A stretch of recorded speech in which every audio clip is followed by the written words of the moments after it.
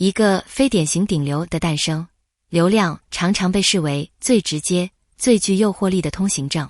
然而，当无数人试图以最短路径抵达顶峰时，也有极少数人选择了更艰难的一条路，让时间成为证明，让作品代替辩解。肖战正是这条路径上的典型代表。当90后首位同年斩获影视双项大奖的标签出现时，它不仅仅意味着一个成绩的诞生，更像是一种行业信号的释放。娱乐圈开始重新衡量价值的定义，从单一热度到综合实力，从话题中心到作品核心，这种转变并非偶然，而是长期积累后的必然结果。回看肖战的职业轨迹，你会发现他并没有刻意迎合某一种爆红模板，他的成长路径更像是一种缓慢但稳定的递进，从被关注到被讨论，再到被认可。这样的变化看似不够戏剧化，却极具说服力。在一个追求及时反馈的时代，它的存在本身就已经构成了一种反叛。从2019年至2026，这7年对于肖战而言，并非一条平坦的上升曲线。相反，它更像是一段不断被检视、被放大，甚至被误读的旅程。在面对争议与压力时，他没有频繁发声，也没有用情绪对抗情绪。这种克制，在当时甚至被误解为软弱。但时间证明，那并不是退让，而是一种更高维度的自我管理。真正稀缺的，从来不是表达的权利，而是选择不表达的能力。娱乐圈从不缺少声音，但缺少的是有分量的沉默。肖战的处理方式让人逐渐意识到，当一个人足够坚定时，他无需用语言去证明自己，行动本身就是最清晰的答案。这种沉默并不是逃避，而是对行业规则的一种重新定义。如果说流量是入口，那么作品才是留住观众的唯一方式。肖战在这几年中逐渐完成了一次关键的身份转换，从被观看的明星到被信任的演员。这种转变并不是通过单一爆款完成的，而是通过多类型角色的不断叠加。他没有停留在舒适区，而是尝试不同题材、不同情绪密度的作品，让观众逐渐建立起对他表演的稳定预期。当观众开始相信一个演员不会让人失望时，这种信任比任何热搜都更持久。更重要的是，他在角色选择上的谨慎，体现出一种清晰的职业自觉。不是每一次曝光都值得追求，不是每一个角色都必须接受。这种取舍反而让他的每一次出现都显得更有重量。在娱乐工业高度流水线化的今天，这种慢选择本身就是一种稀缺能力。7年顶流，却从未滥用流量。这句话听起来简单，但在现实中却极难做到。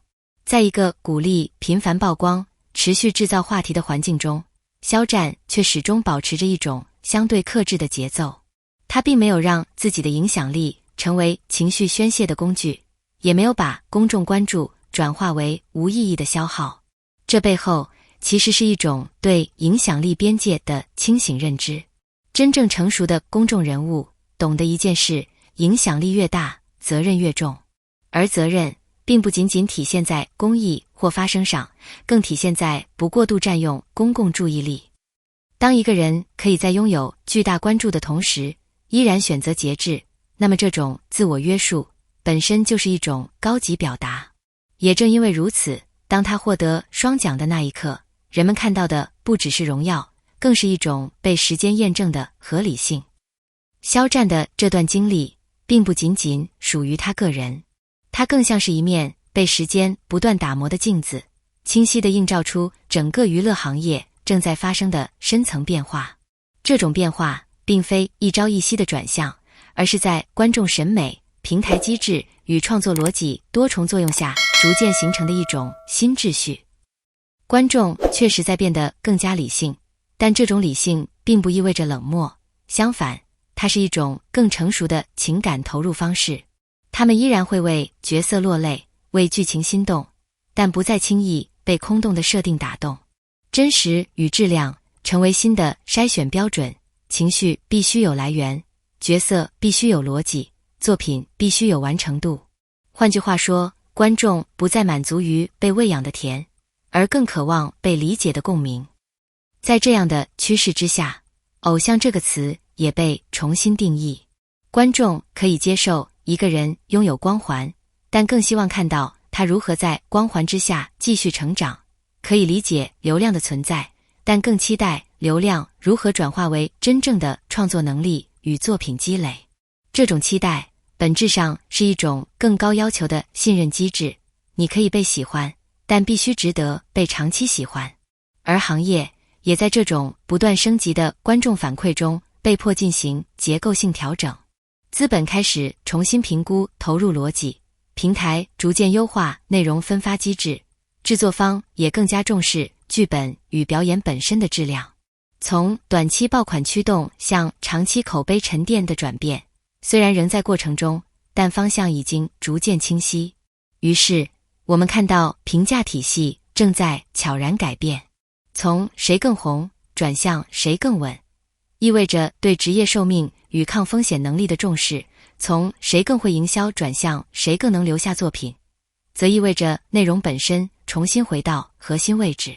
而肖战恰好站在这样一个转折点上，他既经历过流量的极致，也承受过舆论的高压，最终却以作品与时间完成了自我重建。